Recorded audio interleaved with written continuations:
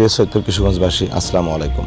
আমি S M Mamunur Rashid Mamun, সাবেক ছাত্রনেতা ঢাকা বিশ্ববিদ্যালয় এবং সাবেক শিক্ষার্থী কম্পিউটার বিজ্ঞান ও প্রকৌশল বিভাগ ঢাকা বিশ্ববিদ্যালয়।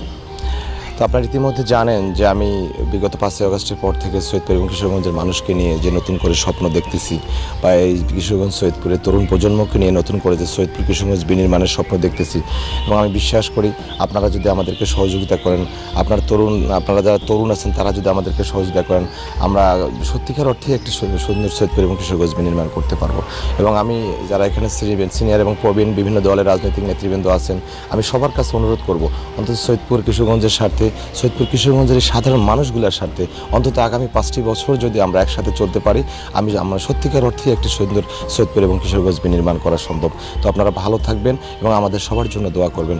সবাইকে ঈদ উল ফিতরের শুভেচ্ছা। ঈদ মোবারক।